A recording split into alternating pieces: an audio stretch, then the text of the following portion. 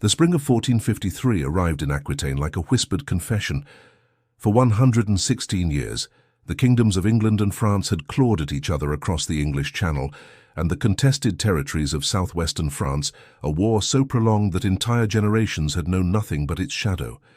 When the final great battle unfolded in July of that year, when the English archers, once the terror of French nobility, met their decisive defeat against French cannons and disciplined infantry, few could comprehend that an epoch had truly ended.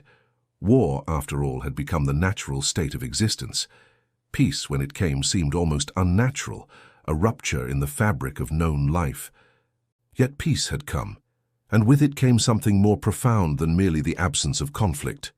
The 100 Years' War, despite its devastations, had fundamentally reshaped the societies that waged it. England and France, exhausted and transformed, stood at the threshold of a new world. The great rebirth that would follow was not the romantic flowering so often imagined in later centuries, but rather a complex, often painful process of reconstruction, reinvention, and adaptation. To understand this transformation, one must first understand the world that the war had destroyed, and then trace how that devastation became the soil from which new growth would emerge. The medieval world that had existed before 1337 was already in decline. The feudal order, that elaborate network of obligations and loyalties that had structured European society for centuries, was showing signs of stress and obsolescence. Kings were growing stronger, their reach extending farther into their realms through emerging bureaucratic structures. The Church, though still powerful, faced mounting criticism and internal corruption that would eventually explode into reform and schism. The merchant classes were rising, accumulating wealth and influence that challenged the traditional dominance of the landed nobility. Yet these transformations were gradual, almost imperceptible to those living through them. The old ways persisted, adapting and mutating but fundamentally resilient. The war disrupted this slow evolution with the force of a hammer strike. For more than a century, the best young men of both kingdoms marched to battle. Some returned, changed by what they had witnessed. Many did not return at all.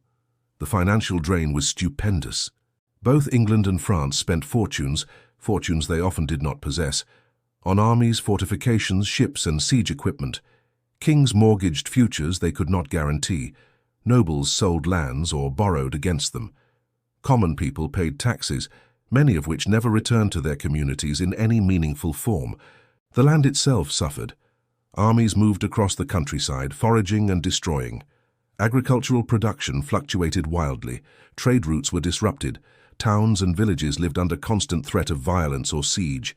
Yet even as the war devastated, it also transformed. It forced changes in military technology and tactics that would reverberate far beyond the battlefields. It accelerated the decline of feudal cavalry and the rise of professional infantry and artillery. It created new classes of military specialists and engineers. It demonstrated that wars could not be won by nobility alone, that common soldiers, archers, pikemen, gunners, were increasingly decisive. This democratization of warfare had profound social implications that would unfold over the generations following the conflict's end. The war also accelerated the growth of state power and national consciousness. Kings needed to raise armies that could sustain multi-year campaigns. They needed administrators to collect taxes. They needed ports and shipyards. They needed roads and supply lines. In building these systems, they were constructing the machinery of the modern nation-state. The kingdoms of England and France, by the time peace came, were far more centralized, far more bureaucratic, far more national in character than they had been at the conflict's beginning. The identity of being English or French had been forged in the fires of war in a way that previous centuries could barely have imagined. When the guns fell silent in 1453, therefore, it was not a world returning to what it had been. It was a world transformed, traumatized, and yet strangely fertile with possibility.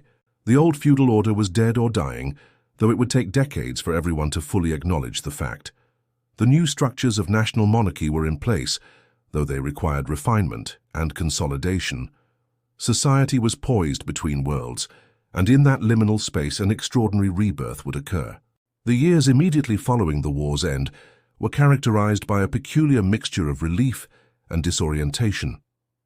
In France, King Charles VII and his successors moved quickly to consolidate their victory and begin the process of reunification.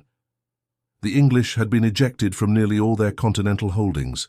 Only Calais remained in English hands, and even that would fall within a decade. For the first time in more than a century, a French king could claim to be the uncontested ruler of France. Yet this victory had come at an extraordinary cost. The French countryside bore the scars of war with brutal visibility. Whole regions had been depopulated by violence, disease, and the displacement of populations. The fertile valleys of the Loire and the orchards of Normandy had been trampled by armies countless times. Some of the richest agricultural land in Europe had been rendered marginal or abandoned. Forests had expanded into cleared fields. Wolves, having grown accustomed to the lawlessness of wartime, had become so numerous that they posed a genuine threat to remaining populations. Brigands and mercenaries displaced by the end of the war roamed the highways and countryside, preying on travelers and settlements. The infrastructure of daily life, roads, bridges, market towns, had deteriorated drastically. Many villages had simply ceased to exist, their inhabitants dead, fled, or scattered across neighboring regions. In England, the situation was somewhat different but no less traumatic.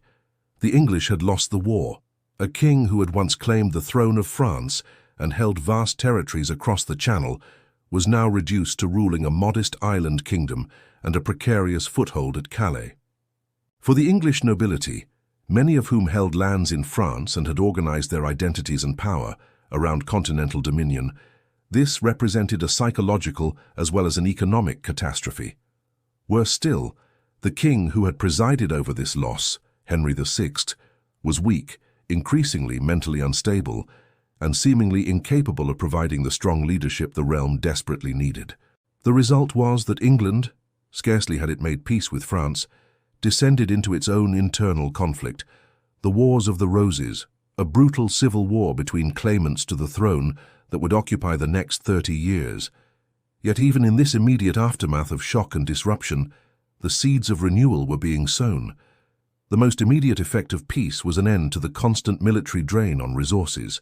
Men who had spent their entire adult lives in military service now needed to find other occupations. The infrastructure of war, shipbuilders, armorers, provisioners, mercenaries, suddenly found their primary market evaporating. But as the disruption of this transition settled, the resources that had been poured into warfare could begin to be redirected toward reconstruction and development. More importantly, perhaps, the war's end coincided with the emergence of new economic opportunities. The Mediterranean world was in flux. The fall of Constantinople to the Ottoman Turks in 1453, the very year the 100 Years' War ended, opened a crisis in traditional trade routes to Asia.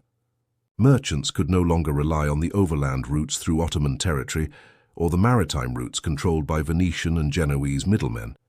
This crisis of trade created incentives for exploration and experimentation with new routes. Within decades, Portuguese navigators would begin probing down the African coast, seeking a passage to India. Spanish monarchs would eventually finance Columbus's voyage across the Atlantic.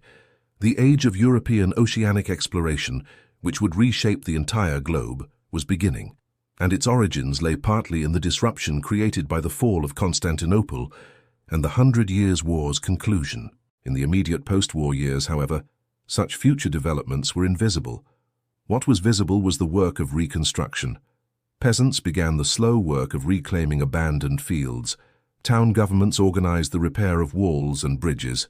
Kings and lords began the process of re-granting lands and establishing new administrative structures.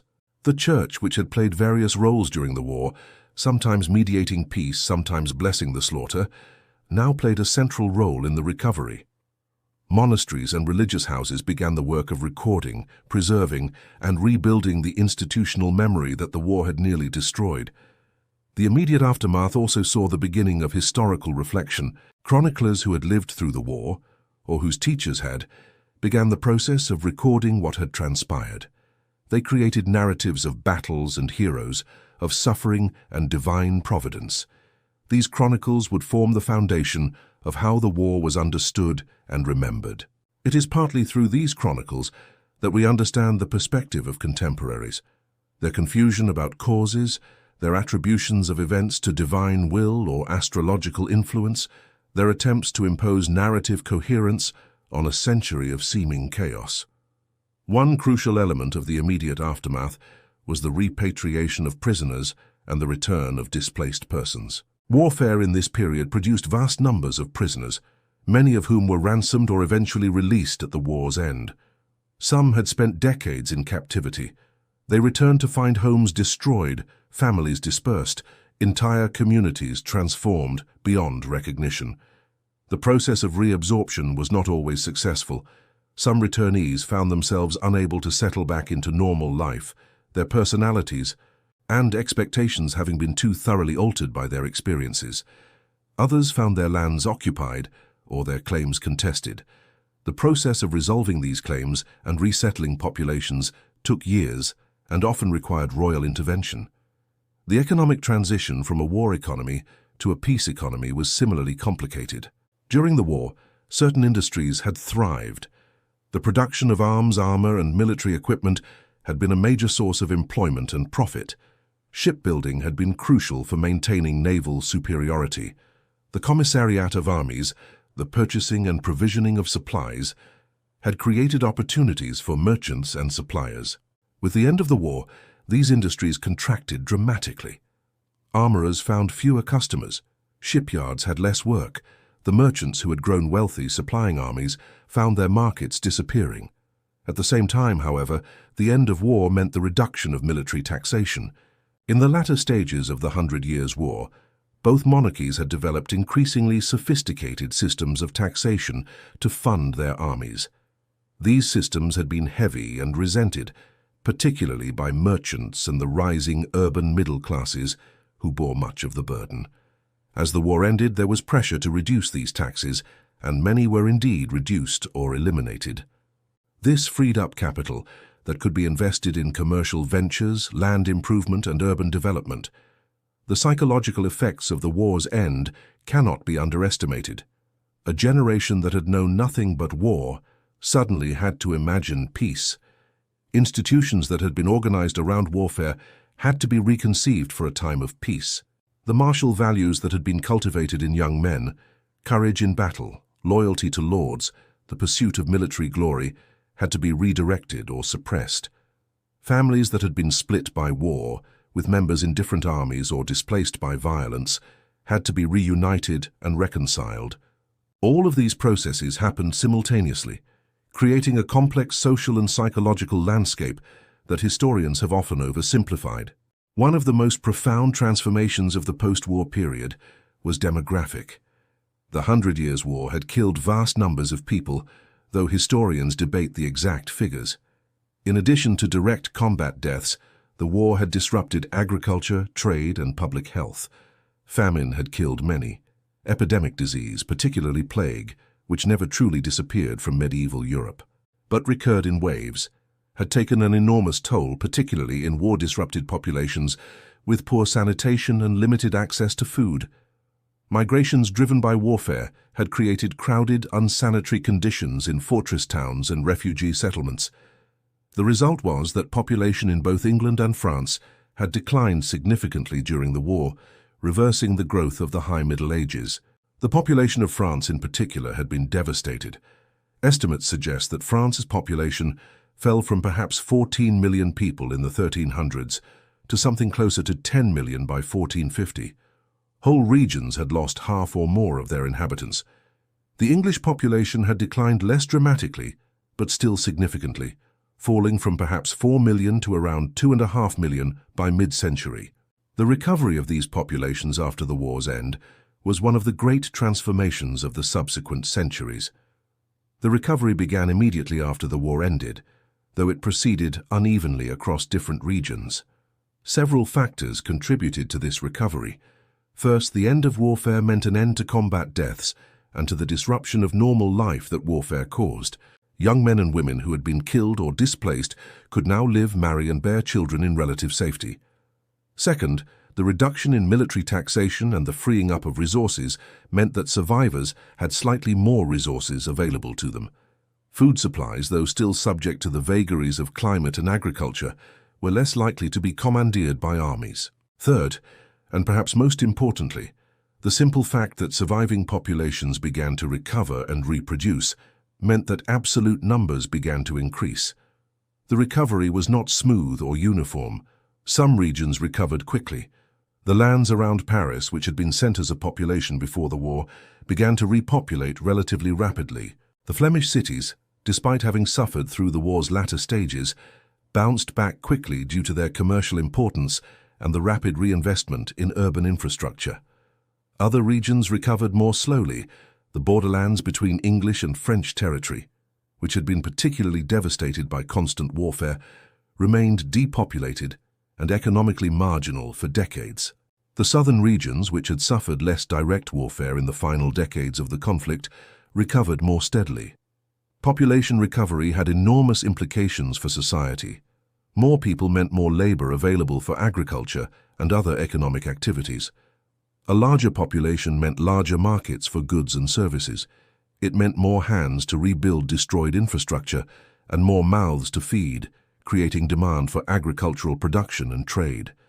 It meant more young men available for military service, which some rulers quickly discovered could be deployed in new conflicts or external adventures. The repopulation process also created significant social dislocation. In areas where population had been decimated, surviving inhabitants moved to repopulate vacant lands and settlements. People migrated from densely populated regions to depopulated ones. This movement created opportunities for some, as individuals could resettle in places where land was abundant and cheap. It also created disruption, as traditional social structures based on stable communities and known relationships were disrupted by newcomers and rapid demographic change. The growth of population also had an impact on patterns of settlement and economic organization. In the immediate post-war years, settlement patterns adjusted to the new reality of relative peace and the availability of land. Some areas that had been centers of population before the war never fully recovered their former importance. New settlements arose in previously marginal areas. The structure of landholding began to shift as abandoned lands were reclaimed and redistributed. One important effect of population recovery was the restoration and expansion of agricultural production. The foundational economic activity of the medieval world was agriculture, and the recovery of population depended fundamentally on the ability to grow enough food to support the increasing numbers. As fields were reclaimed from abandonment and forest, as new technologies of agriculture began to spread, as labor became available to work the land, agricultural production increased. The expansion of arable land and the increase in production meant that surpluses became available for trade, which in turn stimulated commerce and urban growth. The demographic recovery also had gender-specific effects that are worth noting. War, through its direct killing of men in combat and its displacement and disruption of normal life, creates gender imbalances in populations. The 100 Years' War likely killed far more men than women, leaving surviving populations with more women than men. This had various social consequences. Widows, who had been present in significant numbers throughout the war, were particularly common in the immediate aftermath. Some of these widows had inherited substantial estates and had managed them independently during the latter stages of the war and the immediate post-war years. While eventually many of these properties were reclaimed by male heirs or redistributed through remarriage, the experience of female independence and property management in the post-war years had lasting effects on gender relations and consciousness. Population growth also had implications for family structure and the institution of marriage. In periods of population decline or instability, marriage rates often fell and fertility declined as people made conscious or unconscious adjustments to economic uncertainty. As peace and population growth returned, marriage rates increased and fertility rose. More people were born, more were married, and the structures of family and kinship became central organizing principles of society once again. The increase in population also had spiritual and cultural implications. The medieval church, which had offered explanations for the wars and sufferings of the conflict period through theology and the language of divine providence, now found itself explaining recovery and population growth in similar theological terms. The recovery of population was interpreted as a sign of God's favor, of divine blessing on the reconstructed kingdoms. This provided a narrative frame through which the traumatic past could be reinterpreted as a period of trial and purification, ultimately leading to renewal and blessing. The 100 Years' War had devastated the countryside, but the end of the war and the recovery of population created opportunities for transformation in rural society and agriculture. The first decades after the war saw intensive efforts to restore and improve agricultural production. These efforts took various forms and had varying degrees of success, but collectively they began a process of agricultural innovation and intensification that would continue through the early modern period. One of the most significant changes in rural society after the war was a shift in the balance between landlords and peasants. During the war, many peasants had been killed, displaced, or had fled to towns. The survivors, having become scarcer, found themselves in a better bargaining position than they had enjoyed in the early stages of the conflict. This dynamic, which had begun to emerge in some regions during the war itself, continued and even intensified in the post-war years. Landlords, desperate to get their lands back into cultivation and to restore their revenues, often found themselves competing for the services of peasants and agricultural laborers. This competition often worked to the advantage of the peasants, who could demand higher wages, better terms of service, or freedom from certain feudal obligations. In some regions, this competition led to significant changes in the terms of peasant life. Feudal obligations became less onerous. The payment of rents in money rather than in labor became more common. Some peasants were able to escape the traditional bonds of serfdom that had tied them to particular lords and particular lands. A process of commutation, the conversion of labor services into money payments, accelerated in the post-war period. This did not mean the end of feudalism, which persisted in various forms well into the early modern period, but it did mean a gradual loosening of the tightest bonds that had tied medieval peasants to their lords. The recovery of agricultural production after the war also involved the application and spread of new or improved technologies. Innovations in plow design, in the use of heavy horses for plowing, and in crop rotation systems began to spread more widely. Some of these technologies had been invented or developed earlier, but had not spread as rapidly during the war period, when disruption and uncertainty made innovation difficult. The relative peace and security of the post-war years allowed for more systematic adoption of these improvements. One particularly important development was the expansion and improvement of drainage and water management systems. The late medieval period saw significant investment in dikes, drainage channels, and water management infrastructure in Low Countries and other marshy regions. This infrastructure allowed previously marginal or unusable lands to be brought into cultivation. The Dutch and Flemish regions, in particular, developed sophisticated systems of water management that not only increased agricultural productivity, but also created entirely new landscapes of managed water and reclaimed land. The recovery of the wine trade after the war was also significant for rural society in wine-producing regions, particularly in France. During the war, the wine trade had been severely disrupted by warfare and by disruptions in the merchant networks that distributed wine. The recovery of peace meant a restoration of the wine trade, which was one of the most valuable and prestigious agricultural products of medieval Europe. The expansion of wine production and trade stimulated employment, created wealth in wine-producing regions, and stimulated urban growth in port cities that handled the wine trade. The forest regions of Europe also underwent transformation in the post-war period. During the war, many forests had expanded as abandoned agricultural land reverted to woodland. Game, particularly deer and wild boar, had become more abundant in these forests as hunting had been disrupted and forest management had been abandoned. In the post-war period, powerful lords began the systematic restoration of forest management and the reclamation of forests for hunting and timber production. This process involved the removal of peasant settlement from forest regions, the restriction of peasant use of forest resources, such as timber for construction or firewood, and the establishment of strict regulations regarding hunting. The forest became a reserved resource for the nobility, a place where peasants were increasingly forbidden. The post-war period also saw significant changes in patterns of land tenure and ownership. The estates of lords who had been killed or ruined in the war were often redistributed, The crown, particularly in France, was in a position to grant lands to favoured nobles or to reclaim them for royal domain.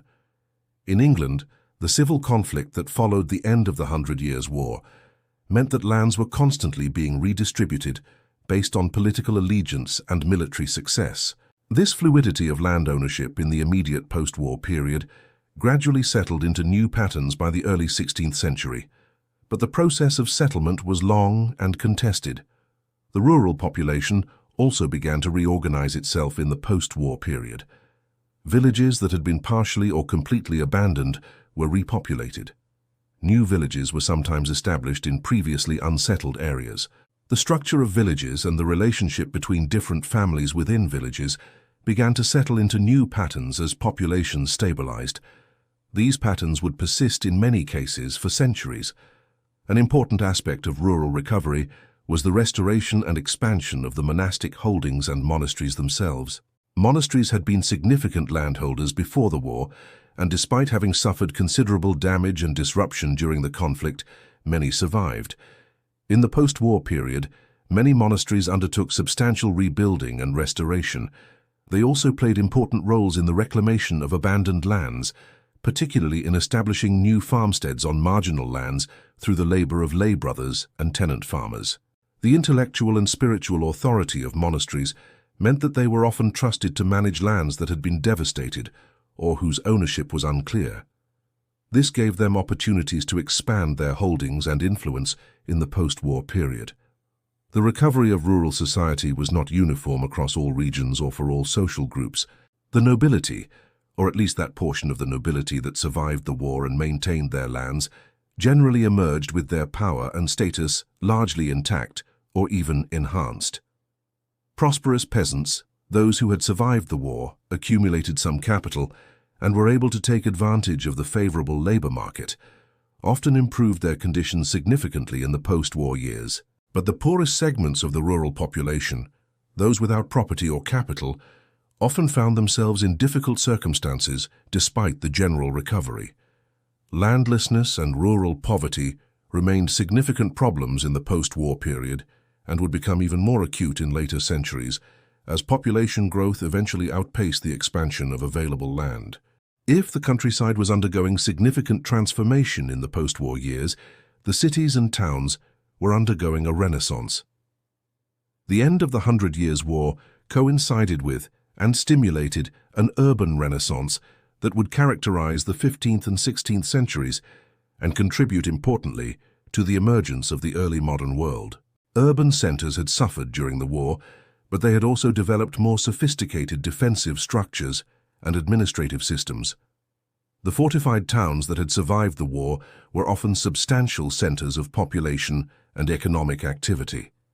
Moreover, the end of the war removed the threat of urban siege and the disruption of urban commerce that siege and warfare had caused. With the restoration of security and the opening of trade routes, urban economies began to flourish. One of the most significant developments in post-war urban society was the expansion of merchant activity and the emergence of more sophisticated forms of commercial capitalism. The disruption of traditional trade routes, particularly those leading to Asia, had created opportunities for merchants to develop new routes, new forms of trade, and new commercial partnerships. The expansion of Atlantic exploration, which had begun under Portuguese leadership in the mid-15th century, created new opportunities for merchants willing to invest in experimental and potentially lucrative ventures. The recovery of urban commerce also depended on the restoration and improvement of communication and transportation infrastructure. Roads, bridges, and ports had been damaged or neglected during the war. The post-war period saw significant investment in restoring and improving these facilities. The result was that goods could move more rapidly and reliably across longer distances. Trade networks that had been disrupted by war could be restored and expanded. Banking and credit systems also underwent significant development in the post-war period.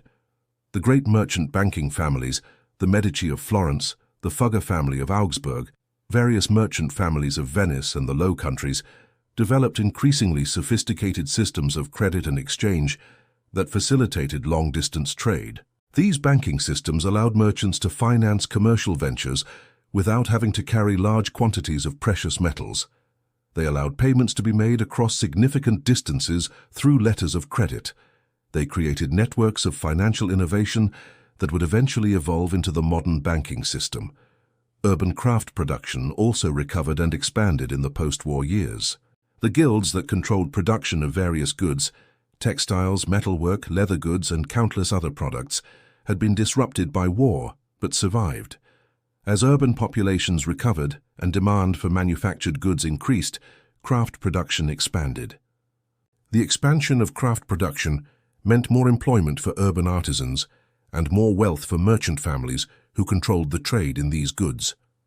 The textile industry deserves particular attention as it was one of the most important industries of the medieval and early modern world. Textile production had been devastated in some regions by the war, particularly in northern France and southern England. But the industry recovered strongly in the post-war years, particularly in Flanders and the Low Countries, which had suffered less devastation than some other regions. The expansion of textile production and trade meant significant wealth accumulation for merchants and employment for urban artisans. It also meant a recovery and expansion of the wool trade, which was a crucial commercial link between the Low Countries and England. Urban growth in the post-war period was also stimulated by the movement of people from the countryside. The improvement in conditions for rural laborers notwithstanding, the opportunities and excitement of urban life attracted many people. Moreover, the pressure of growing population on limited agricultural land eventually made rural life less attractive and less sustainable for many. The result was significant urban migration, which meant that urban populations grew substantially in the post-war period and continued to grow through the 16th and 17th centuries. The growth of urban populations created challenges and opportunities. Urban authorities faced challenges in providing sanitation, public order, and adequate food supply to expanding populations. They developed new administrative structures and regulations to manage these growing cities. Urban space was reorganized to accommodate more people and more commercial activity. New urban neighborhoods were established. Urban walls were extended to encompass expanding populations. Ports were expanded and improved to handle increasing volumes of trade. The expansion of urban commerce and the emergence of merchant capitalism also had important implications for urban political structures. In many cities, power gradually shifted from traditional feudal authorities, nobles who held the city as a feudal holding, to merchant elites who controlled the city's commerce and wealth. This shift did not happen overnight or uniformly across all cities, but it was a significant trend of the post-war and early modern period. Merchant oligarchies came to control many cities, particularly in Italy, the Low Countries, and the German lands. The wealth accumulated by merchants in the post-war period was sometimes invested in political power, but it was also often invested in urban beautification, in the sponsorship of art and learning, and in religious patronage. The great merchant families of the period, the Medici of Florence, the Fugger family of Augsburg, the great merchant families of Venice, became patrons of art, architecture, and learning. This patronage was partly motivated by piety and partly by a desire for social prestige and political influence. The result was that urban centers became centers of artistic and intellectual activity, particularly in Italy, where the Renaissance emerged directly out of merchant patronage of learning and art. The post-war period also saw significant immigration into European cities by people of various backgrounds. Some of these immigrants were refugees from war or religious persecution.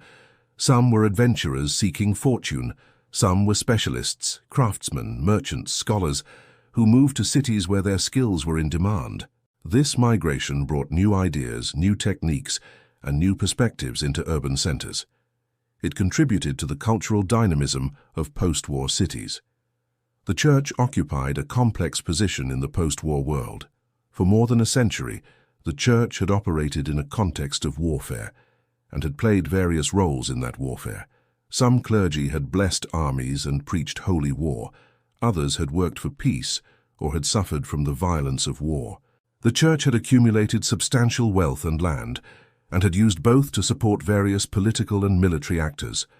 The papal schism that had plagued the church for much of the war period with competing popes claiming authority, had been resolved, but the Church remained a powerful and often controversial institution.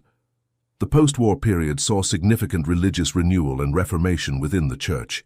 One manifestation of this renewal was the development of new forms of religious devotion and practice. The mysticism of the High and Late Middle Ages continued and developed in new directions in the post-war period. Visionaries and mystics, many of them women, gained prominence and attracted followings. These mystical movements emphasized direct experience of the divine and often critiqued the institutional Church's focus on ritual and hierarchy. Another manifestation of religious renewal was the expansion of monastic reform movements.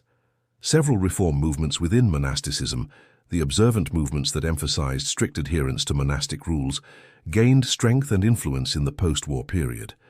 These reform movements were concerned with what they saw as the corruption and laxity of established monasticism and sought to restore stricter observance of monastic discipline. The expansion of these reform movements meant that new and renewed monasteries were established, attracting followers and accumulating land and wealth. The post-war period also saw significant pilgrimage activity. Pilgrimage, travel to holy sites for spiritual purposes, had always been important in medieval Christianity, but it expanded in the post-war period. The security improvements and the expansion of trade routes that characterized the post-war years made pilgrimage easier and safer. The great pilgrimage sites, Santiago de Compostela in Spain, Rome, and Jerusalem, attracted pilgrims from across Europe. Pilgrimage centers developed infrastructure to support pilgrims, hostels, guides, merchants selling religious goods. The pilgrimage network became one of the important connections linking different regions of Europe. Religious art and architecture also flourished in the post-war period. The Gothic architecture that had dominated religious building in the medieval period continued to develop and elaborate in the post-war years. Some of the greatest Gothic cathedrals and churches were completed in this period or received important modifications and additions. The post-war period also saw the development of new forms of religious art, particularly panel painting and devotional prints. These art forms allowed for the mass reproduction of religious images and became important tools for religious education and devotion. The post-war period also saw the emergence of significant religious tensions and controversies. The Great Schism of the Western Church had been healed at the Council of Constance in 1415, but the resolution had not eliminated all the underlying issues that had caused the schism. Tensions between the papal monarchy and conciliar movements, those who believed that church councils rather than popes should have supreme authority, persisted. Heretical movements such as the Hussites of Bohemia gained strength and challenged church authority. Humanist scholars and clergy began to critique the Church's practices and theology, laying the intellectual groundwork for the Protestant Reformation that would come in the early 16th century. One particularly important development in religious life in the post-war period was the emergence of the Devotio Moderna, modern devotion, a movement that emphasized personal devotion, practical morality, and the reading of Scripture. The Devotio Moderna emerged in the Low Countries and spread to other regions. It represented an important development in the democratization of religious life, as it emphasized personal piety and understanding of Scripture, rather than hierarchical mediation through the institutional Church. Lay people, particularly in urban areas, participated in devotional societies and confraternities that reflected the ideals of the Devotio Moderna. The post-war period also saw important developments in the accessibility of religious texts. The invention of printing in the mid-15th century meant that religious texts could be reproduced and distributed far more rapidly and cheaply than had been possible with manuscript copies. While printing took several decades to become widespread, its eventual impact on religious life was enormous. Bibles, biblical commentaries, theological treatises, and devotional texts could now be produced in quantity. This contributed to a gradual increase in literacy and to greater access to religious texts by lay people. It also meant that divergent interpretations of religious texts could circulate and be debated in ways that had not been possible before. The recovery of the Church's institutional structures in the post-war period was also significant. Many parish churches and monasteries had been damaged or neglected during the war. The post-war period saw significant rebuilding and restoration. This rebuilding required substantial investment and labor, and it contributed to employment and economic activity. It also meant that religious institutions could more effectively perform their spiritual and social functions, celebrating Mass, providing education, offering charity. The Church's relationship with secular authority also underwent evolution in the post-war period. The powerful monarchs of France and England that emerged from the post-war consolidation were often in tension with papal authority. Kings sought to control the appointment of bishops and the wealth of the Church within their realms. Popes sought to maintain their spiritual authority and their temporal power in papal lands. These tensions would come to a head at various points in the 16th century, but they had their roots in the post-war period, when strong national monarchies were consolidating power and beginning to challenge medieval ideas about universal papal authority. The post-war period saw significant political consolidation in both France and England, though the paths of consolidation were quite different. In France, King Charles VII and his successors moved relatively systematically to consolidate royal authority, to eliminate rival power centers, and to transform the feudal fragmentation that had characterized medieval France into something approaching a centralized nation-state. Charles VII's achievements in the post-war period included the establishment of a standing army, the first permanent military force maintained by a European monarch in the medieval and early modern period. This standing army was not large by later standards, but it provided the crown with a military force that was independent of feudal obligations and entirely under royal control. The standing army meant that the king had a tool of coercion that he could deploy in consolidating royal authority, defeating rebellious nobles, and defending the realm against external threats. It also meant that control of this military force was a primary preoccupation of the royal government. Charles VII also worked to establish a more effective system of taxation and administration. The fiscal demands of the war had forced both England and France to develop more sophisticated systems of taxation and financial administration. In the post-war period, these systems were refined and institutionalized. The French crown established regular taxes that were sanctioned by the Estates General, the assembly of nobility, clergy, and commoners. These taxes provided the crown with a more reliable revenue stream than the old feudal dues and occasional taxes had provided.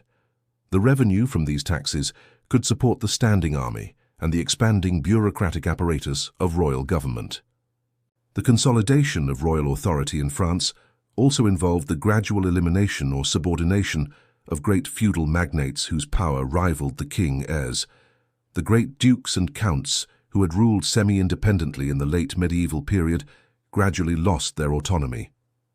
Some of their territories were absorbed into royal domain through inheritance, as happened with Burgundy in the early 16th century.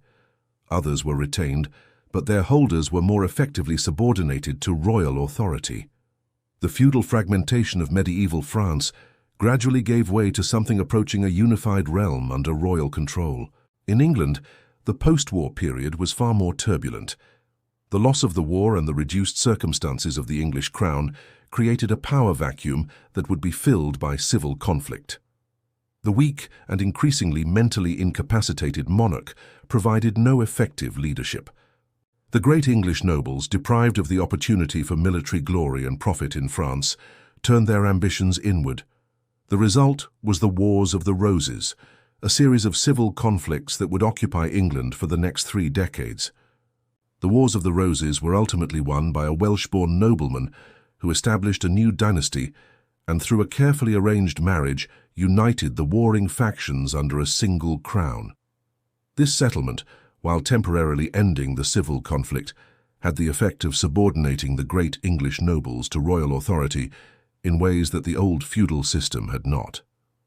The new regime used various tactics: the confiscation of estates, the creation of a new nobility loyal to the crown, the careful deployment of patronage and favor, to establish a far more centralized monarchy than had existed before the civil wars. The consolidation of royal authority in both England and France represented a fundamental shift in the nature of political power in Western Europe. The old feudal system, in which power was fragmented among numerous lords holding lands and ruling semi-independently, was giving way to something new. The the centralized nation-state, in which power was concentrated in the hands of a strong monarch, supported by an expanding bureaucracy and a standing army. This transition was not complete in the immediate post-war period, but the direction of change was clear. This political consolidation had profound implications for medieval institutions and relationships. The feudal contract, in which lords and vassals were bound to each other by reciprocal obligations, was gradually being replaced by a more impersonal system of royal authority and national law. The medieval conception of multiple overlapping jurisdictions, feudal, ecclesiastical, urban, and royal, was being replaced by the idea of a unified national legal system under royal authority. The result was a more powerful state, but one that was also in some ways more distant from the people it governed. The emergence of the centralized nation-state also had implications for international relations. Medieval international relations had been characterized by complex networks of feudal relationships and dynastic connections that often cut across territorial boundaries. A great lord might hold lands in multiple kingdoms and might have loyalties divided among multiple monarchs. The emergence of clearly bounded nation-states meant that international relations became relations between states rather than between feudal networks. This would have profound implications for the nature of warfare, diplomacy, and international law in the subsequent centuries. The consolidation of royal authority also extended into the spheres of law and justice. Medieval kingdoms had been characterized by multiple legal systems, feudal law, canon law, urban law, royal law, often in tension with each other. The post-war period saw the gradual assertion of royal authority over justice. Royal courts expanded their jurisdiction. Royal law codes were established and enforced. The result was a movement toward legal uniformity and the establishment of the principle that justice was ultimately the responsibility of the crown. The expansion of royal authority over justice was not uniformly welcomed. In many regions, local lords, urban authorities, and the church itself resisted the encroachment of royal justice. But the trend was clear and persistent. By the early 16th century, in both France and England, royal justice had become clearly dominant, though other legal authorities remained significant in particular spheres. One of the most significant developments of the post-war period was the emergence of print culture. The invention of movable type printing by Johannes Gutenberg in the mid-15th century created a technology that would ultimately transform European society and culture. The first printed books appeared in the 1450s and 1460s, and by the end of the 15th century, printing had spread to most major European cities. The impact of print on post-war society was profound and multifaceted. The development of print technology meant that texts could be reproduced far more rapidly and cheaply than had been possible with manuscript copying. A single manuscript copy of a book might take months or years to produce and would cost a substantial sum. A printed book could be produced in weeks and would cost a fraction of the price of a manuscript. This meant that books became more accessible to a broader segment of the population. Where before, access to texts had been limited to the wealthy, the clergy, and the university-educated, print made texts available to the merchant class, the urban middle class, and eventually to literate artisans and common people. The expansion of print culture had immediate implications for literacy. The increased availability of printed texts created incentives for learning to read. Urban authorities, merchant families, and the church all invested in basic education to teach reading and writing. Literacy rates, which had been very low among the common population and moderate among the merchant and artisan classes, began to rise in the post-war period and continued rising through the 16th century. This expansion of literacy was not uniform. It was higher in urban areas than rural, higher in the Low Countries and Italy than in more peripheral regions, but it was a clear trend. The expansion of print also had implications for the standardization of texts. In the manuscript era, each copy of a text might differ from others due to scribal errors or deliberate modifications by copyists.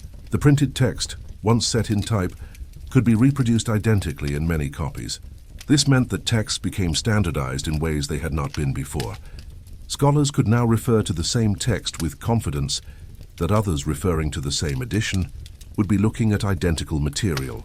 This standardization facilitated scholarly discourse and the development of knowledge in ways that had not been possible before.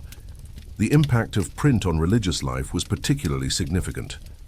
The printing of Bibles, biblical commentaries, and devotional texts meant that these materials became more widely available. Lay people, particularly in urban areas, could now have access to scripture and religious texts in ways that had been impossible before.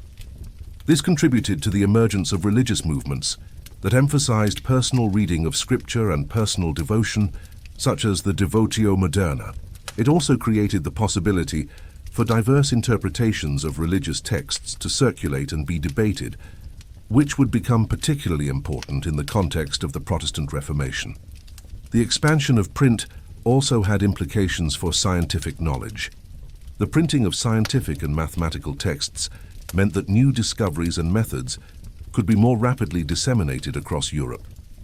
The standardization of texts meant that scientists could build on each other's work with confidence that they were working from the same sources.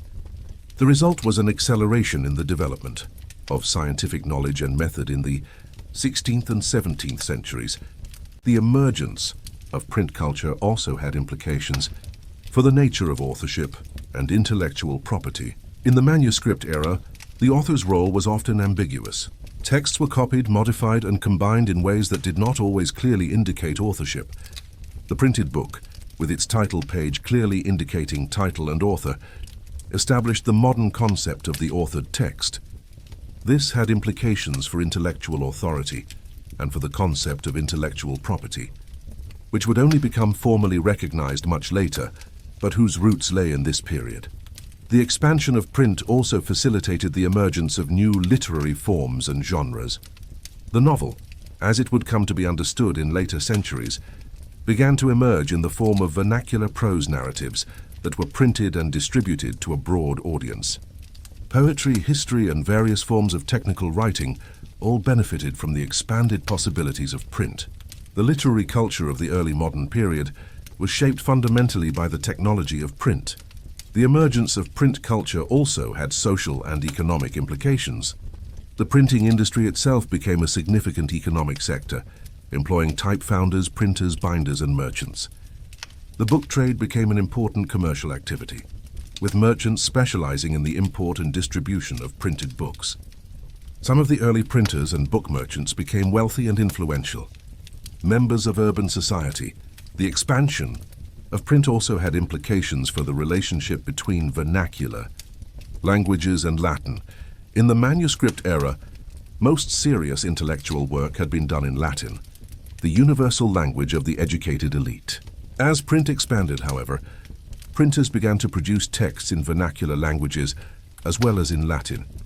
This meant that knowledge that had been confined to the Latin-reading elite could now reach a broader audience through vernacular texts. The result was a gradual shift in the status and prestige of vernacular languages, and a corresponding decline in the monopoly of Latin on serious intellectual discourse. The post-war period in Italy, and increasingly in other parts of Europe, saw the emergence of the cultural movement known as the Renaissance, or the revival of learning. This movement was rooted in the recovery and study of classical texts, Greek and Latin texts from antiquity, that had been lost or neglected in the medieval period. The recovery of these texts, often through the efforts of Byzantine scholars fleeing the Ottoman conquest of Constantinople, and through the systematic search of European monasteries and libraries, created a vast new body of material for study and emulation. The movement known as humanism emerged from this recovery of classical texts. Humanists were scholars and thinkers who emphasized the study of classical literature, philosophy, and history. They were interested in ancient texts, not merely as sources of religious or philosophical authority, as medieval scholars had often been, but as expressions of human wisdom, eloquence, and achievement worthy of emulation for their own sake. This marked a significant shift in intellectual orientation, away from the medieval focus on theology and toward a broader engagement with human culture and achievement. The humanist movement was closely connected to the merchant. Wealth and patronage of Italian city-states, particularly Florence. Wealthy merchant families, seeking to increase their prestige and influence, became patrons of humanist scholars. They sponsored the recovery and copying of classical texts, They established libraries and academies where scholars could gather and discuss classical learning. The result was that Italy, and particularly Florence, became the center of humanist learning and culture in the 15th century. The emergence of humanist culture had profound implications for art and architecture. Artists and architects of the period studied classical Roman art and architecture and sought to emulate and revive classical forms and principles. The result was the development of new artistic styles and approaches that differed markedly from medieval forms. Perspective, anatomy, proportion, and classical forms became central preoccupations of artists. The great painters, sculptors, and architects of the Italian Renaissance, Brunelleschi, Donatello, Masaccio, Botticelli, and eventually Leonardo da Vinci and Michelangelo were engaged in a conscious project of revival and transformation, rooted in classical principles. The emergence of humanist culture and Renaissance art represented a significant break with medieval culture. Medieval art and learning had been predominantly focused on religious themes and theological questions. Renaissance art and learning, while still incorporating religious elements, placed greater emphasis on human achievement, beauty, and knowledge. The shift was not absolute. Religious art continued to be important, and religious learning remained central to intellectual life, but the direction of change was clear. There was a new emphasis on the human and the classical, alongside and sometimes in tension with the medieval religious focus. The recovery of classical texts also had implications for political thought and practice. Classical texts on politics and governance from ancient Greek and Roman sources provided models and ideas that contemporary rulers and thinkers could study and apply. This led to new thinking about the nature of political power, the relationship between rulers and ruled, and the principles of good governance. The political philosophy of the early modern period was shaped significantly by the recovery and study of classical political texts. The humanist movement also involved a critical examination of existing texts and institutions. Humanist scholars applied philological and historical methods to examine texts from the past, including religious texts. This critical examination sometimes revealed inconsistencies or contradictions in accepted authorities. For example, Lorenzo Valla's philological examination of the donation of Constantine revealed that the document, long accepted as genuine, was actually a medieval forgery. This kind of critical historical and philological examination contributed to a broader questioning of authority and tradition that would have implications for religious reform and intellectual life in subsequent generations. The emergence of humanist culture was not limited to Italy, though Italy was its primary center in the 15th century. By the late 15th and 16th centuries, humanist learning and culture had spread to other parts of Europe, to the Low Countries, Germany, France, and England. The spread of humanism meant that the cultural revival rooted in classical learning had broader impact across European society. The post-war period witnessed extraordinary artistic and architectural achievement. This period, stretching from the mid-15th century into the 16th century, saw the creation of some of the most celebrated works in the history of European art and architecture. In architecture, the great cathedrals and churches of medieval Europe were completed or underwent significant modifications and additions in the post-war period. The Gothic style, which had dominated religious architecture for centuries, continued to develop in the post-war years. But the post-war period also saw the emergence of new architectural styles influenced by classical principles and humanist aesthetics. In Italy, architects like Brunelleschi pioneered the use of classical proportions and orders in architectural design. The result was a new style, often called Renaissance architecture, which incorporated classical elements while departing from strict imitation of classical forms. The architectural achievements of the post-war period were not limited to religious buildings. Urban palaces for wealthy merchant families, civic buildings, fortifications, and bridges all exemplified the architectural ambitions and capabilities of the period. Many of these buildings incorporated classical elements and humanist principles of proportion and order. They represented investments of enormous wealth in the creation of beautiful and impressive structures. In painting, the post-war period saw revolutionary developments. The development of linear perspective, a mathematical method of representing three-dimensional space on a two-dimensional surface, transformed painting.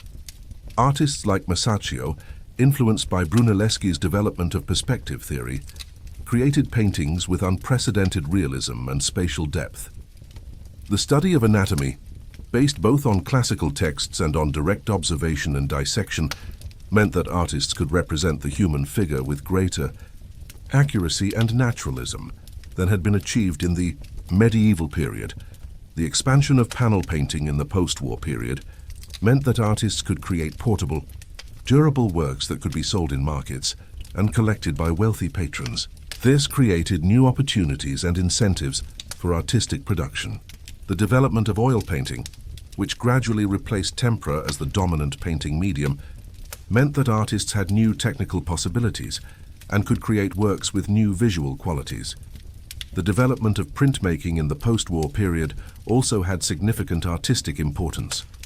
Woodcut and engraving techniques allowed artists to create multiple copies of their designs. This democratized art in a certain sense, as prints were far cheaper than paintings and could reach a broader audience. But it also created new artistic possibilities. As artists developed printmaking into a sophisticated art form capable of extraordinary precision and variety, the patronage system that supported artistic achievement in the post-war period was crucial. Wealthy merchants, the church, and rulers all commissioned artworks for various purposes: religious devotion, personal display, civic prestige, or political legitimacy. The competition among patrons for the services of the greatest artists meant that there were strong incentives for artistic innovation and excellence.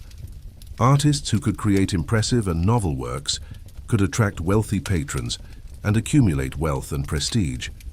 The result was an extraordinary flourishing of artistic production and achievement. The post-war period also saw significant developments in sculpture. Stone and marble sculpture, which had been important in the medieval period, continued to develop. Bronze sculpture, which had declined in importance in the late medieval period, was revived and developed into a sophisticated art form. The study of classical sculpture provided models and inspiration for contemporary sculptors. The result was that sculpture, alongside painting and architecture, achieved new heights of achievement in the post-war period. The post-war period saw a significant expansion of European trade and commerce, and the beginning of European expansion beyond Europe itself. This expansion was rooted partly in the disruption of traditional trade routes caused by Ottoman expansion, partly in the economic recovery and growth following the war, and partly in the development of new navigational technologies and techniques. The fall of Constantinople to the Ottomans in 1453 disrupted the traditional trade routes to Asia that had been dominated by Italian merchant republics, particularly Venice and Genoa. The Ottoman control of eastern trade routes created both a crisis and an opportunity. The crisis was that the supply of spices, silks, and other luxury goods from Asia was threatened. The opportunity was that merchants who could find new routes to Asia or develop trade in other directions could potentially accumulate enormous wealth. The Portuguese crown, under the leadership of Prince Henry the Navigator, invested substantially in the systematic exploration of the African coast. Portuguese ships, equipped with new navigational technologies including the compass and the astrolabe, began to push farther down the African coast in search of gold, spices, and new trade routes. The Portuguese established trading posts and forts along the African coast. By the 1480s, Portuguese traders had reached the southern tip of Africa, and by 1498, a Portuguese fleet under Vasco da Gama had rounded the Cape of Good Hope and reached India. This opened a new sea route to Asia that bypassed Ottoman-controlled territories. The success of Portuguese exploration created incentives for other monarchs to invest in exploration. The Spanish crown eventually sponsored the expedition of Christopher Columbus, who crossed the Atlantic in 1492 in search of a western route to Asia. Though Columbus did not reach Asia, he encountered the Caribbean islands and the Americas, which would eventually prove to be far more valuable than any route to Asia. The opening of European contact with the Americas would have world historical consequences that would unfold over the subsequent centuries. The expansion of European trade and exploration was facilitated by developments in ship design and navigation. The development of the caravel, a relatively small but seaworthy ship capable of sailing into the wind, meant that explorers could venture further from known coasts and still be capable of returning. The development of better maps, of navigation instruments like the astrolabe and the compass, of improved methods of dead reckoning and celestial navigation, all contributed to the expansion of European maritime capability. The motivation for exploration was not primarily scientific curiosity, though that played a role. The primary motivation was commercial profit. Merchants and rulers sought to access the wealth of Asia directly, bypassing the middlemen who had previously controlled the spice trade. They sought sources of gold, which was essential for the monetary systems of medieval and early modern Europe. They sought new markets for European goods.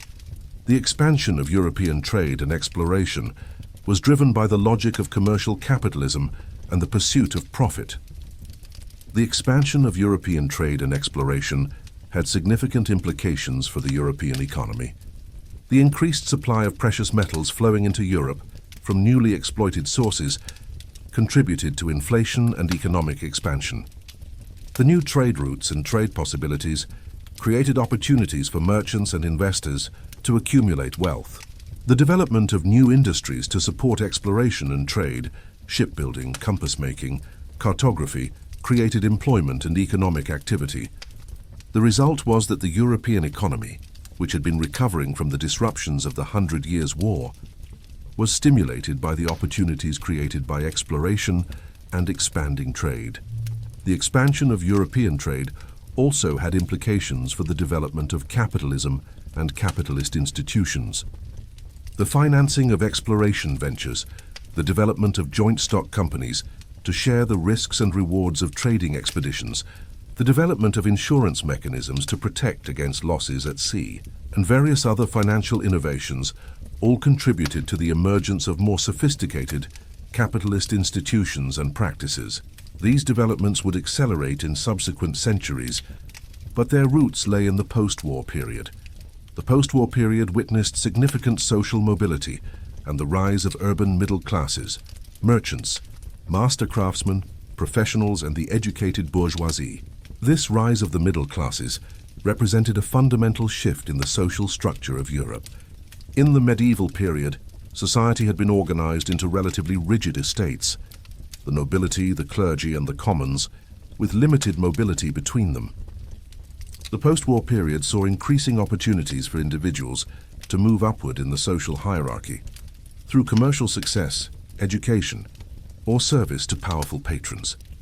The recovery and expansion of commerce in the post-war period created opportunities for merchants to accumulate substantial wealth.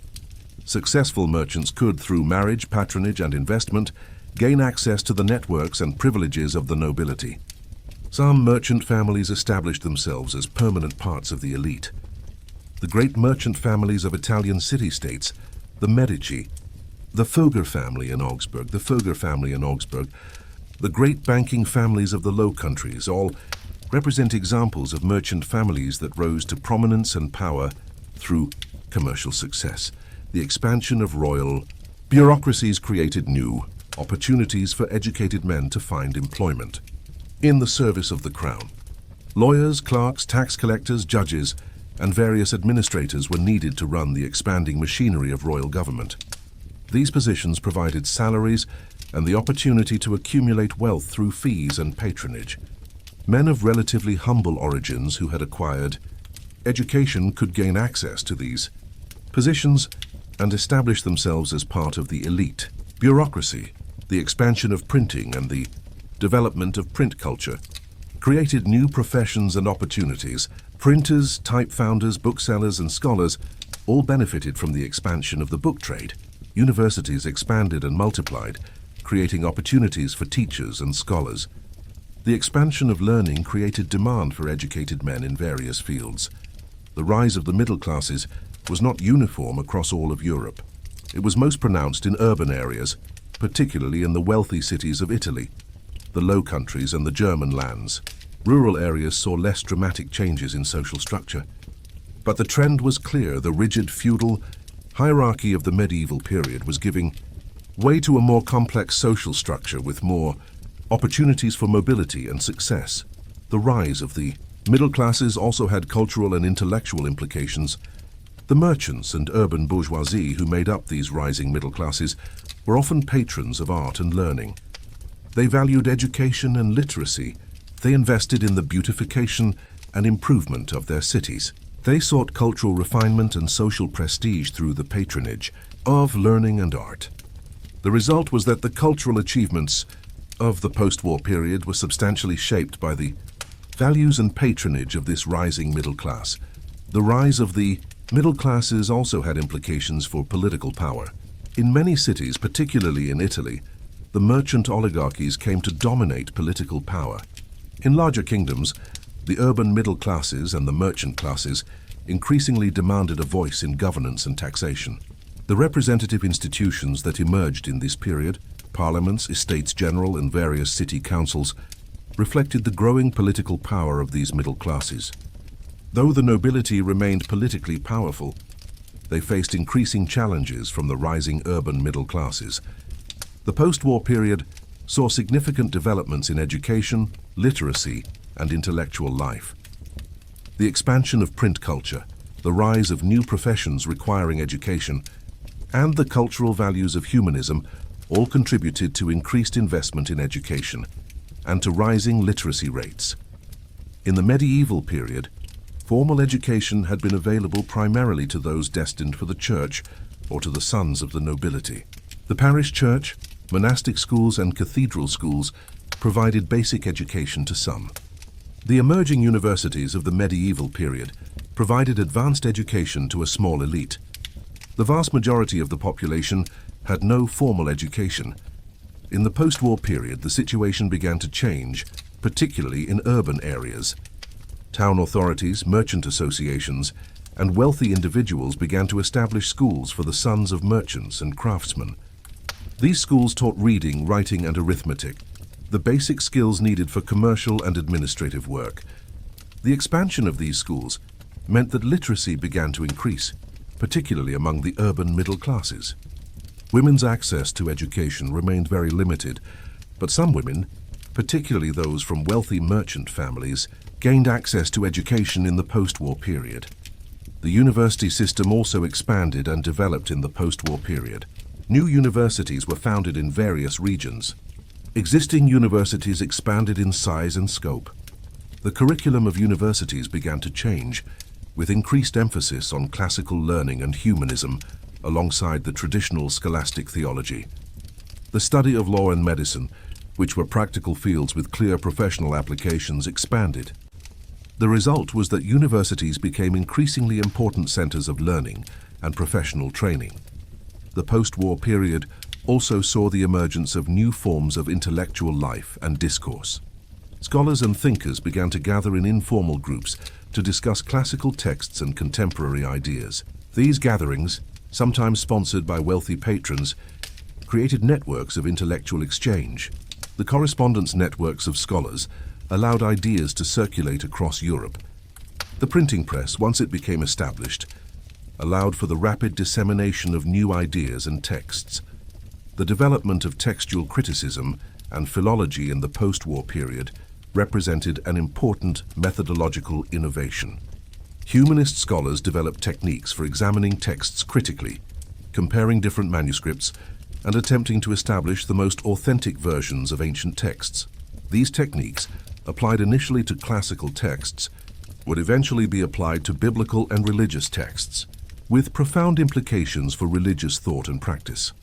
The expansion of literacy and intellectual life also had implications for the development of national languages and literatures. In the medieval period, Latin had dominated serious intellectual and literary work. In the post-war period, while Latin remained important, vernacular languages began to be used for more serious intellectual and literary purposes. Dante's Italian, Chaucer's English, and the French and Spanish literatures of the period represented the emergence of serious literary and intellectual work in vernacular languages. The development of printing in vernacular languages accelerated this trend. The post-war period also saw important developments in scientific thinking and practice. While the scientific revolution is often dated to the 16th and 17th centuries, its roots lay in the intellectual developments of the post-war period. The recovery of classical scientific texts, the application of mathematical methods to natural phenomena, the systematic observation and experimentation that characterized some thinkers of the period all contributed to the eventual emergence of modern science. The post-war period saw significant changes in family structures, gender relations, and social relations more broadly. The demographic recovery and the relative social stability of the post-war years meant that families could be more stable and larger than had often been possible during the war. Period family structures in the post-war period were shaped by economic considerations and social norms. Among the nobility, families remained patrilineal. Property and titles passed from father to sons. Marriages were often arranged for political or economic reasons, with little regard for the affections of the parties involved. The marriage was a contract between families, not primarily a matter of personal choice. Among the merchant and urban middle classes, family structures were somewhat different. Merchants often maintained family businesses, and marriage was often arranged to strengthen business partnerships or to cement alliances between families. But the merchant class also developed new forms of family life and domestic culture. Merchant families often kept detailed household accounts and records that provide scholars with insight into daily life. Merchant families also began to invest in education for their sons and daughters, seeking to improve their family's position and status. Among the peasant and artisan classes, families were primarily economic units. Marriage was a means of establishing a household and combining resources to make a living. Peasant families typically worked the land together. Artisan families organized the craftwork, with sons learning the craft from their fathers and often inheriting their father's position in the guild. The post-war period also saw important developments in attitudes toward women and gender. While patriarchal structures remained dominant, there is evidence of increased opportunities for women in certain contexts. Wealthy merchant women sometimes managed family businesses during their husbands' absences.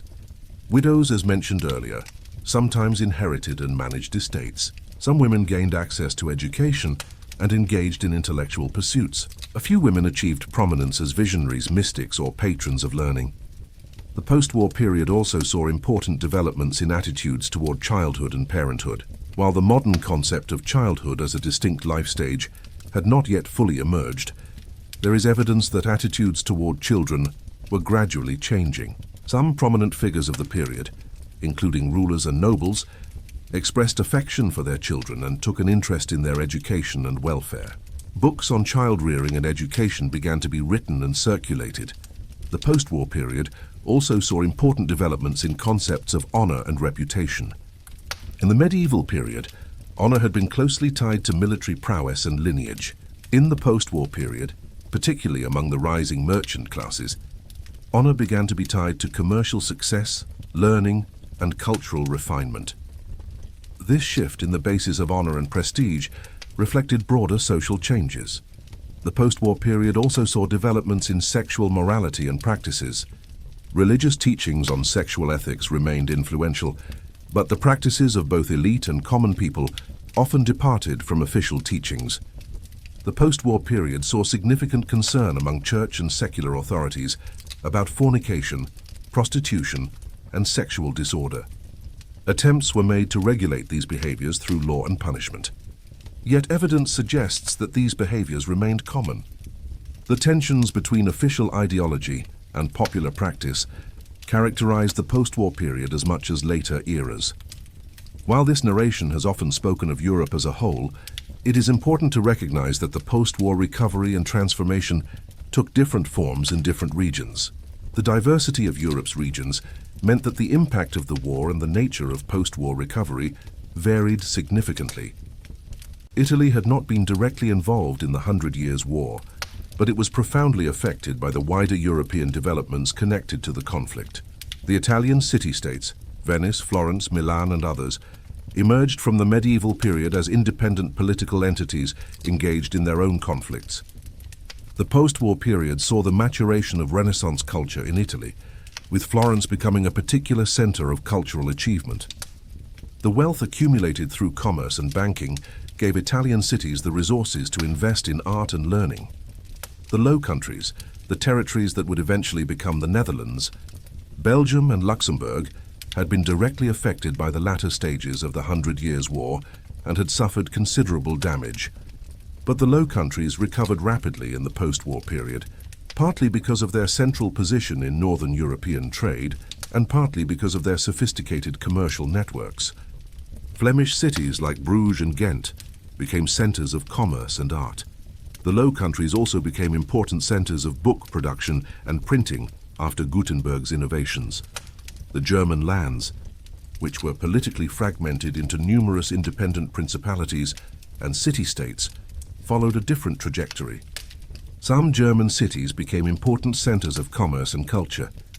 The development of banking and finance in cities like Augsburg and Nuremberg created wealth that supported cultural and intellectual life. The German lands also became important centers of printing and religious learning. After the invention of the printing press, the Iberian Peninsula, Spain and Portugal, was engaged in its own conflicts during and after the 100 Years' War, particularly the reconquest of Iberian territory from Muslim rule. The post-war period saw the completion of the reconquest and the emergence of unified Spanish kingdoms. Spain became increasingly involved in exploration and the expansion of European power beyond Europe. The Eastern European territories, Poland, Bohemia, Hungary, and the lands that would eventually become Russia, followed yet another trajectory. These regions were more directly threatened by Ottoman expansion and were somewhat peripheral to the Western European developments that this narration has focused on. But these regions were also undergoing their own transformations in the post-war period, developing their own forms of monarchy and national consciousness. Scandinavia, Scotland, and the periphery of Europe also followed their own paths in the post-war period, sometimes more influenced by developments in neighboring regions, sometimes pursuing their own trajectories of development. It would be a mistake to present the post-war period as one of unrelenting progress or transformation. Alongside the remarkable achievements and innovations of the period, significant challenges persisted, and many medieval patterns and structures continued. Disease continued to kill substantial numbers of people throughout the post-war period. Plague, though no longer the apocalyptic killer it had been during the Black Death, continued to recur in waves. Typhus, influenza, and various other epidemic diseases killed regularly. Childbirth remained a major cause of death for women.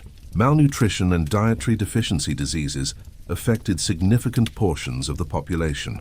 The infant mortality rate remained extraordinarily high by modern standards. Poverty remained widespread. Despite economic growth and urban development, the majority of the population lived in conditions of marginal subsistence. A bad harvest could mean famine. The expansion of population, while generally positive, eventually meant that land became scarcer, and the rural poor found themselves with less access to land. Landlessness increased, creating a class of poor agricultural laborers. Violence remained endemic in post-war Europe. While the end of the 100 Years' War meant an end to large-scale warfare between England and France, warfare continued elsewhere. The Wars of the Roses in England, the Italian Wars, conflicts in Eastern Europe, all meant that violence and warfare remained constant features of political life. Private feuds between nobles remained common. Urban violence and riot occurred regularly in cities. Banditry on roads and highways made travel dangerous. Capital punishment for crime was common and often brutal. The legal status of women remained subordinate. Widows could inherit and manage estates, but married women typically came under the authority of their husbands. Women could not vote in representative bodies or hold most political offices. The Church's teachings on women emphasized their subordinate role in the family and in society. Violence against women, including domestic violence, was common and largely unpunished. Religious heresy and conflict remained important issues. The post-war period saw significant religious movements that the Church considered heretical. The Lollards in England, the Hussites in Bohemia, and various mystical and reformist movements challenged Church authority and teachings.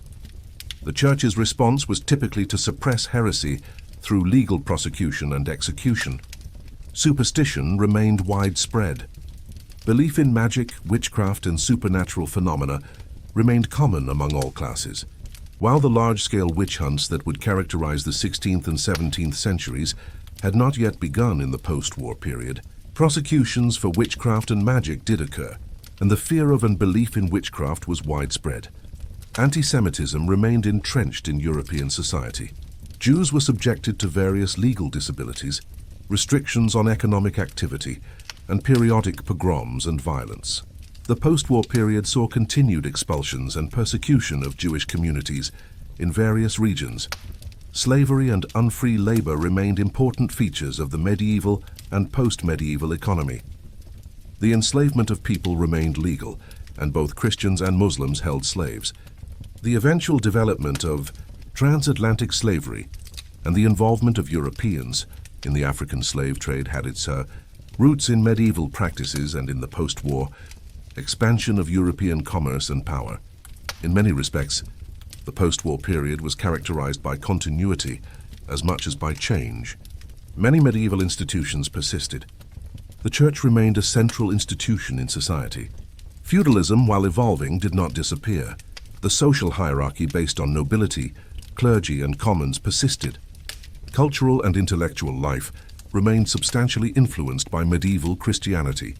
The 100 Years' War, devastating as it was, set in motion processes that would eventually transform medieval Europe into the early modern world.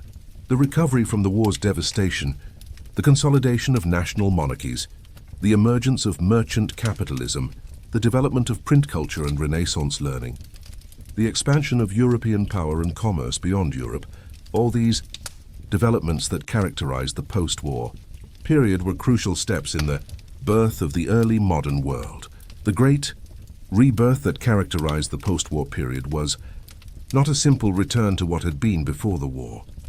Rather, it was the emergence of something new, a new form of political organization, the centralized nation-state, new forms of economic organization, early merchant capitalism, new cultural and intellectual movements, humanism and the Renaissance, and new forms of warfare and military technology. The medieval world had been destroyed or fundamentally transformed by the war, and in its place emerged the early modern world. The generations that lived through the post-war period could not have fully understood the magnitude of the transformation they were witnessing and shaping. For them, the end of the war meant immediate relief from the suffering of warfare.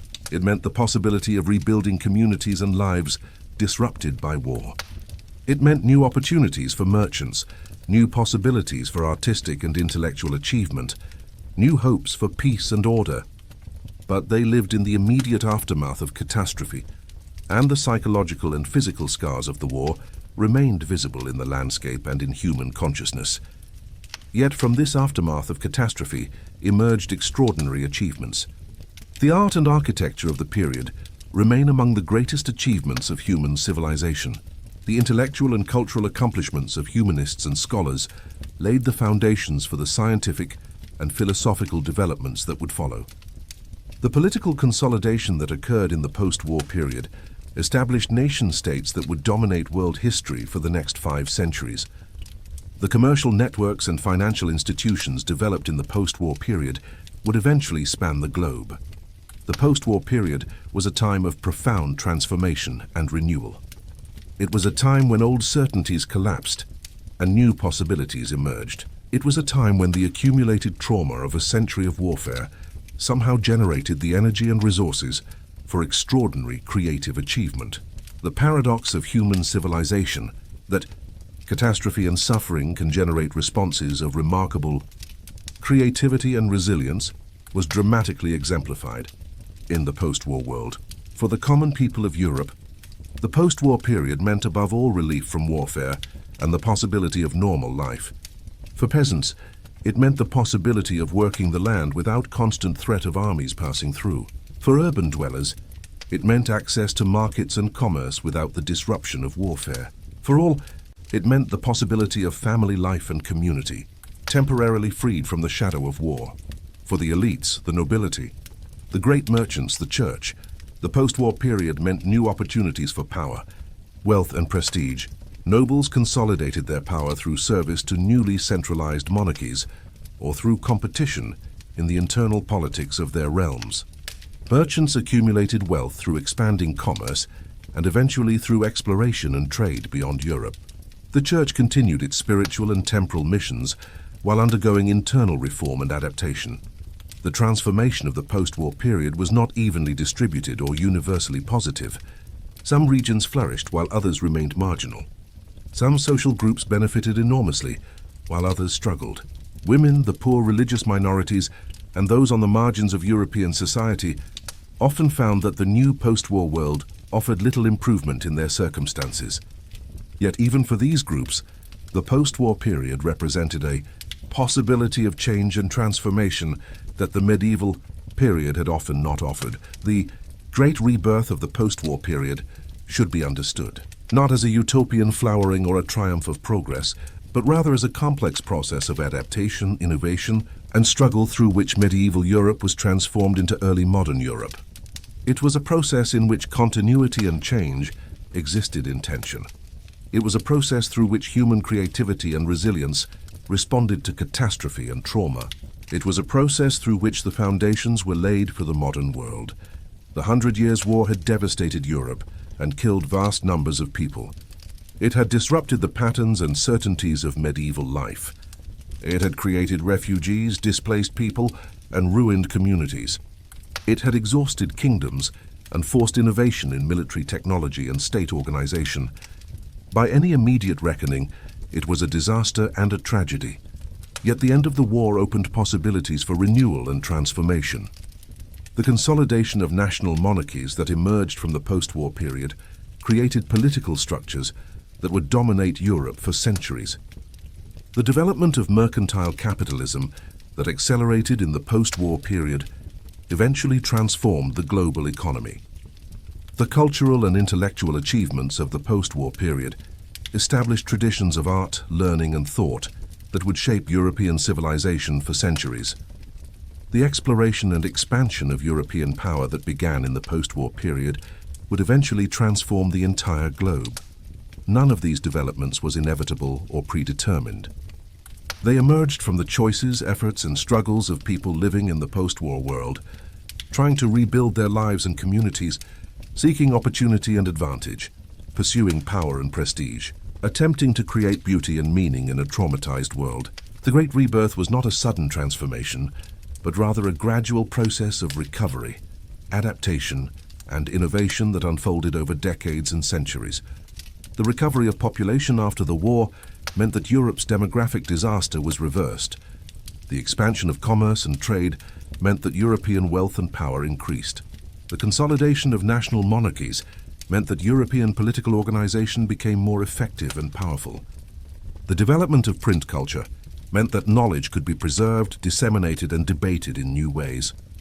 The emergence of humanist learning and Renaissance culture meant that European thought and culture were enriched and renewed. The beginning of European exploration and expansion meant that European power would eventually extend across the globe. All of these developments had their roots in the post-war period, in the recovery from the devastation of the 100 Years' War. The generation that lived through the war's end and the immediate post-war period were the architects of the early modern world, whether they fully realized it or not. Through their efforts to reconstruct and rebuild, they laid the foundations for the world that would eventually emerge. The story of the Great Rebirth after the 100 Years' War is thus a story of human resilience and creativity in the face of catastrophe. It is a story of how the destruction of one world created the conditions for the emergence of another. It is a story of continuity and change, of the persistence of medieval patterns alongside the emergence of early modern innovations. It is a story of both progress and tragedy, of advancement for some alongside suffering for others. In the end, the 100 Years' War and the post-war recovery that followed represent a crucial transition in European and world history. They mark the transformation from the medieval world to the early modern world. They represent the death of feudalism and the birth of the nation-state. They represent the beginning of the long process through which Europe would come to dominate much of the world. They represent a moment of profound transformation in which human societies adapted and innovated in response to catastrophic disruption. The Great Rebirth was not inevitable. It emerged from specific historical circumstances, from the choices and efforts of individuals and communities, from the working out of complex historical processes. Yet it was also rooted in deeper patterns of human civilization, the capacity to recover from catastrophe, to find meaning and create beauty in the aftermath of suffering, to adapt and innovate when old patterns are destroyed.